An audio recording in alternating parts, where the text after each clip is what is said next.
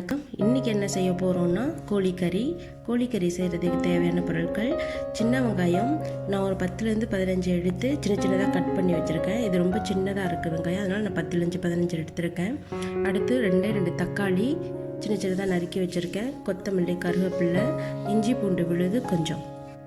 தாளிக்கிறதுக்கு என்னென்ன தேவைன்னு பார்த்தீங்கன்னா சோம்பு, 2 பிரியாணி இலை, கல்பாசி, 2 ஏலக்காய், 2 கிராம்பு, அப்புறம் கொஞ்சம் பட்டை. மசாலா பொருட்கள் என்னன்னு பார்த்தீங்கன்னா கோழிக்கறி தூள் 4 கரண்டி, மஞ்சள் தூள், அப்புறம் உப்பு தேவையான அளவு. தேங்காய் பால் தண்ணி மாதிரி இருக்கணும், ரொம்ப திக்காக இருக்க வேணாம், தண்ணி மாதிரி சின்ன கப்பில் 1 கப். உருளைக்கிழங்கு 2 சின்னதாக வெட்டி வச்சுருக்கேன். கோழியை நல்லா கழுவி சுத்தம் பண்ணி வச்சுருக்கேன். பாத்திரம் சூடானோடனே எண்ணெய் சேர்த்துக்கலாம். எண்ணெய் தேவையான அளவு ஊற்றிக்கோங்க. நம்ம வச்சுருக்கோம் இல்லையா, இது எல்லாத்தையும் ஒன்று ஒன்றா சேர்த்துடலாம். முதல்ல பட்டையை சேர்த்துடலாம், அப்புறம் பிரியாணி இலை, அதுக்கப்புறம் 2 கிராம்பு, அப்புறம் கல்பாசி, ஏலக்காய் சேர்த்துக்கலாம். இதெல்லாம் பொரிஞ்ச உடனே கடைசியாக சோம்பு சேர்த்துக்கலாம். வெங்காயத்தை போட்டு நல்லா கொஞ்சம் கோல்டன் ப்ரௌன் வர அளவுக்கு வதக்கிக்குங்க. மஞ்சள் தூள் கொஞ்சம் எண்ணெயிலே சேர்த்துக்கோங்க. எப்போதுமே மசாலா போடுறதுக்கு முன்னாடி நெருப்பை ஸ்லோ ஃபயரில் வச்சுருங்க. அப்புறம் எண்ணெயிலே நல்லா மசாலாவை வதக்கிட்டிங்கன்னா இந்த பச்சை வாசனை போய் ரொம்ப நல்லாயிருக்கும். இப்போ நான் சேர்த்துக்கிறேன் கறி மசாலா தூளை.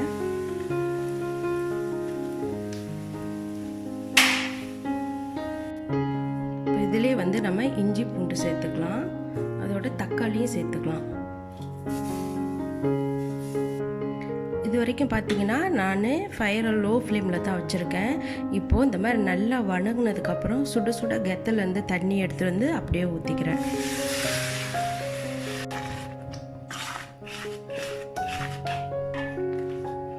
நல்லா இந்த மாதிரி கிண்டிக்குங்க. பார்க்க ஹல்வா மாதிரி இருக்கணும், அந்த மாதிரி நல்லா கிண்டிகிட்டே இருங்க. அப்போ கிண்டினீங்கன்னா அந்த மாதிரி கொதிக்கிறப்போ அது உள்ளார இருந்து அப்படியே எண்ணெய் கசிஞ்சிட்டு வரும். அந்த மாதிரி டைமில் நம்ம கோழியை சேர்த்துக்கலாம்.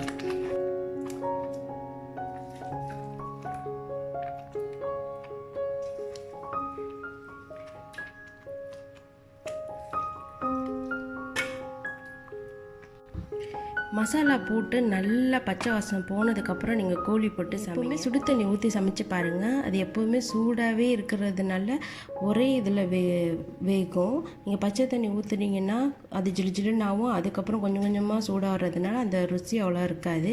நீங்கள் சுட தண்ணி ஊற்றி பாருங்கள், ரொம்ப நல்லாயிருக்கும். மசாலா அதில் நல்லா வெந்துடும். தண்ணி உங்களுக்கு எவ்வளோ தேவையோ அந்த அளவுக்கு தண்ணி ஊற்றிக்கோங்க.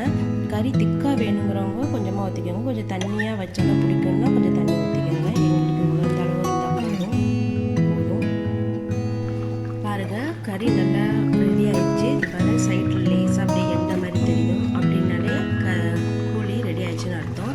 2வது கோழி வெந்துருச்சான்னு பார்க்குறது எப்படின்னாக்கா, அந்த உருளைக்கிழங்கு போட்டிருக்கோம் இல்லையா, அதை எடுத்து நீங்கள் நசுக்கி பார்த்தீங்கன்னா அது நல்லா உடையணும். அப்படின்னா கோழியும் வெந்துருச்சுன்னா தேங்காய் பால் சேர்த்துக்கலாம். தேங்காய் பால் சேர்த்து ரொம்ப கொதிக்க விடக்கூடாது. தேங்காய் பால் சேர்த்து லேசாக சூடானீங்கன்னே நம்ம கொத்தமல்லி கருவேப்பிலை போட்டு இறக்கிற வேண்டியது தான்.